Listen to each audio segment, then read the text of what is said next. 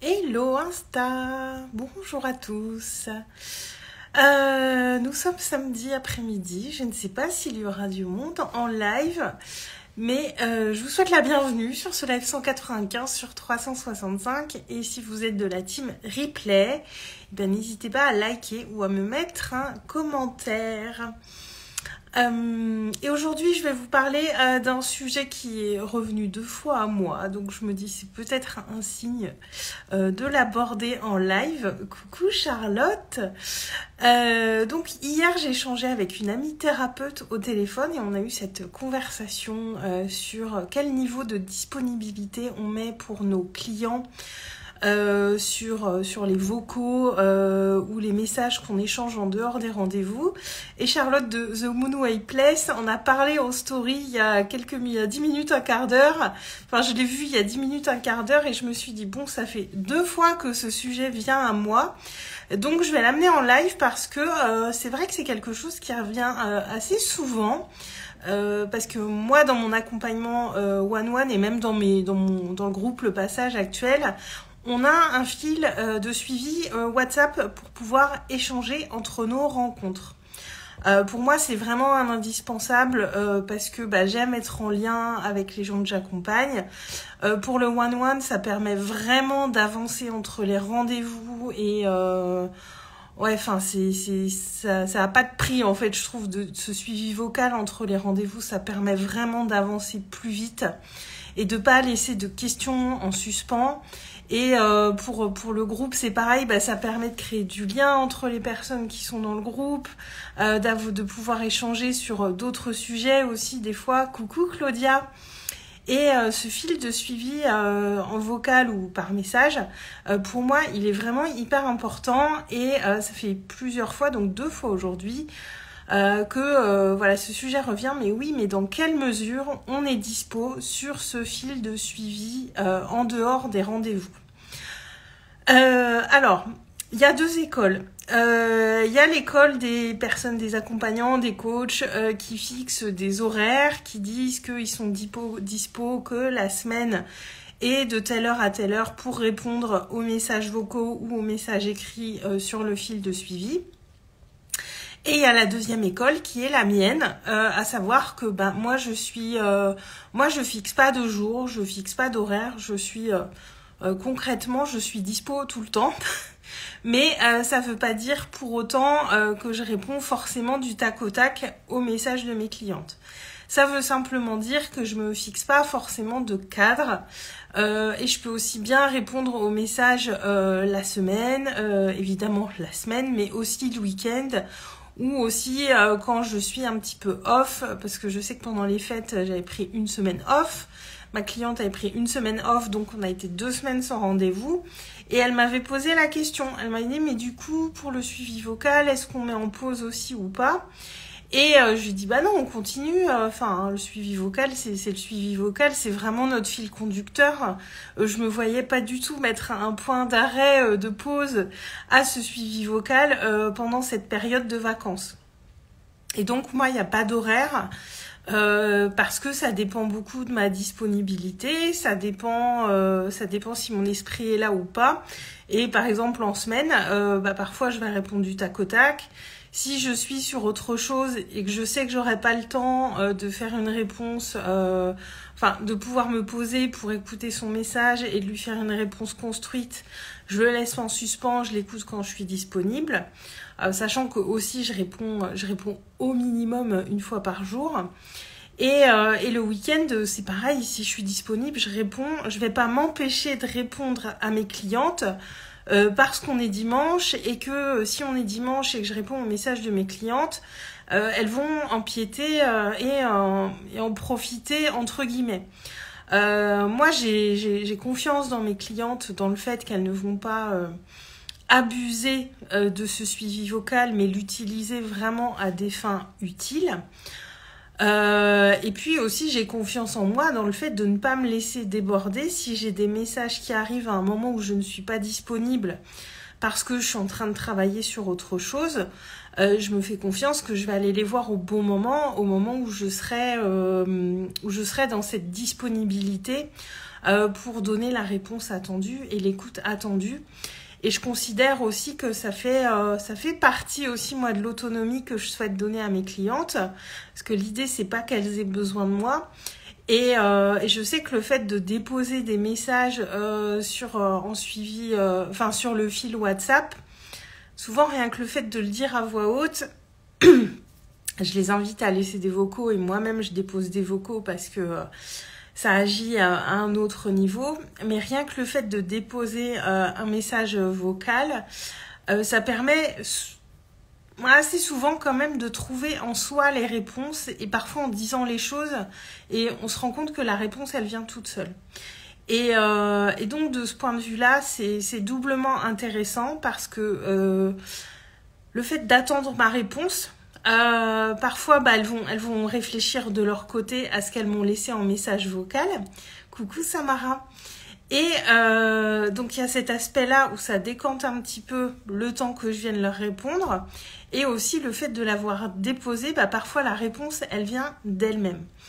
Et moi je fixe pas cette limite d'horaire, de jour de réponse. Moi concrètement, sur les suivis vocaux, je suis dispo 7 jours sur 7 pour mes clientes parce que j'ai clairement pas l'impression de travailler moi quand je suis avec mes clientes. Et du coup ça ne me dérange pas. En revanche, évidemment, si on est dimanche, que je suis à un repas de famille ou autre, je n'écoute pas mes messages, je les écoute quand je suis disponible, le soir ou le lendemain matin, mais ça elles le savent aussi. Et ça fait partie de ce cadre qu'on va poser avec nos clients en début d'accompagnement, surtout évidemment quand on est sur un accompagnement de 1 mois ou 2 mois, quelque chose qui s'ancre, qui s'inscrit dans la durée. Et je le pose et on échange là-dessus. Et je sais qu'il m'est arrivé, ça a dû m'arriver avec une cliente, un soir j'arrivais pas à dormir et je peux lui laisser un message à 1h ou 2h du matin parce que j'ai un truc qui a popé, qui est venu et que je lui repartage. Mais ça veut pas dire pour autant qu'elle va abuser.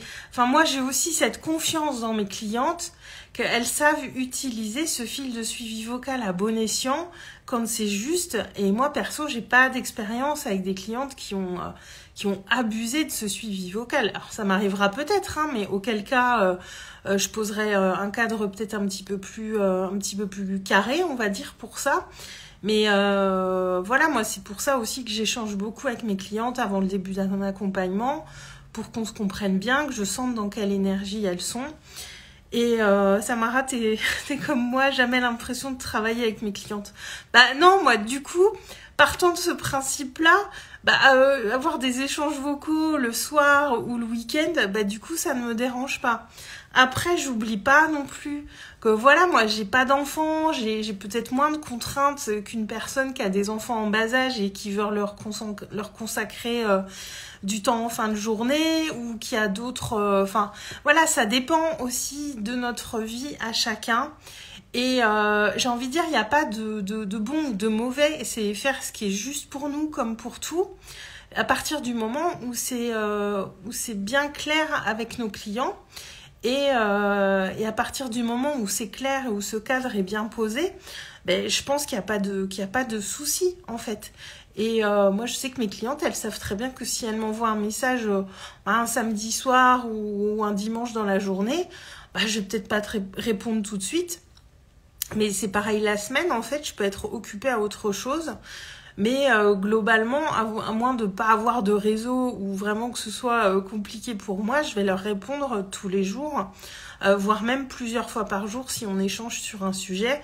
Je vois encore ce matin, pendant midi, entre midi et 13h, j'ai échangé plusieurs vocaux avec ma cliente parce qu'on est parti sur un sujet super intéressant. Et on en a échangé plusieurs à midi.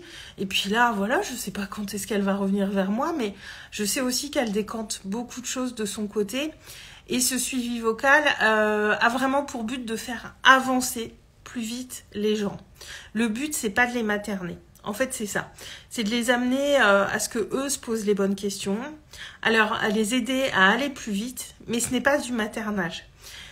Et à partir du moment où ça, c'est clair... je pense, mais bon, après, je vous dis, j'ai jamais eu de mauvaise expérience, ça m'arrivera peut-être, mais je pense que si on est le bon match avec nos clientes, que le cadre a été bien posé dès le départ et qu'on sait sur quoi on va travailler et dans quel objectif, elles savent que c'est aussi à elles de faire le maximum pour prendre leur autonomie, que nous on est là pour les accompagner sur ce chemin, mais ne pas faire les choses à leur place.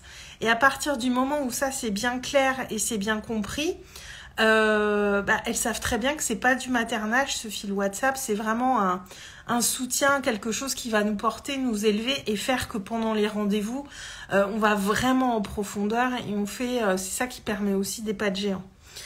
Samara, c'est clair et c'est là que la différence est subtile. Ouais, parce que moi concrètement, j'ai pas envie d'aller dans le maternage, j'ai pas envie de materner mes clientes, enfin c'est pas du tout ce que j'ai envie de faire.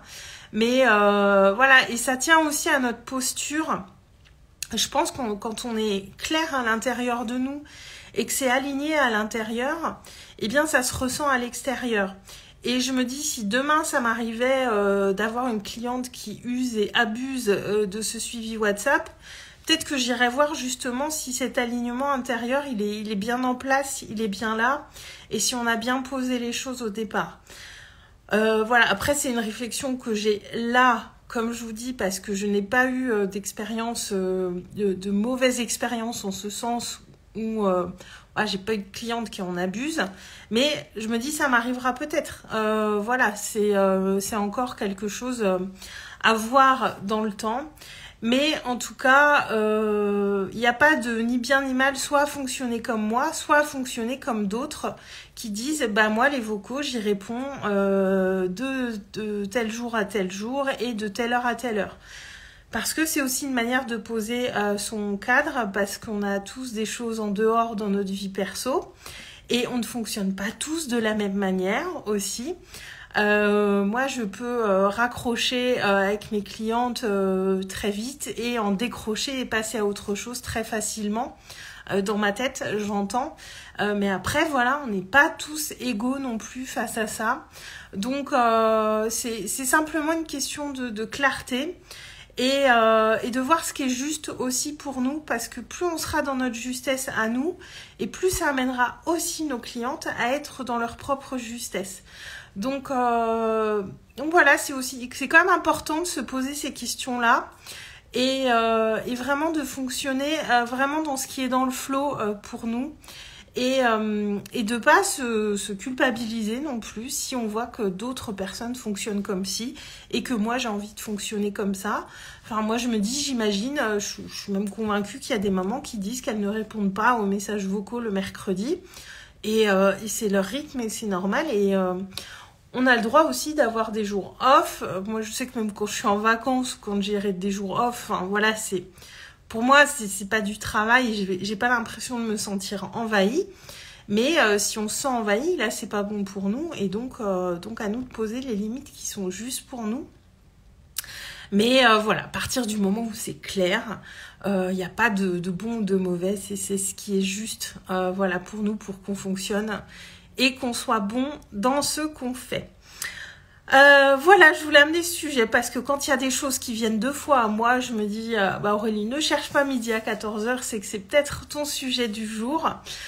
Donc merci aux 2 personnes qui m'ont inspiré ce live parce que ça m'a sauté aux yeux. Du coup, j'ai dit mais c'est vrai qu'on n'en parle pas beaucoup et surtout culpabilisez pas, faites vraiment ce qui est bon pour vous. Et de toute façon, dites-vous bien qu'on attire les clientes qui nous correspondent. Moi, mon expérience m'a montré que voilà, les personnes qui viennent sur notre route, c'est souvent, la plupart du temps, les personnes qu'on peut accompagner. Et donc, si c'est ce qui est bon pour vous, ça sera aussi sans doute très bien pour votre cliente. Donc, surtout, on ne se culpabilise pas non plus et on respecte nos propres rythmes. Voilà. Sur ce, je vais vous souhaiter un très bon samedi, un très très bon week-end. Je vous embrasse, bon week-end à toi Samara et je vous dis à demain, ciao.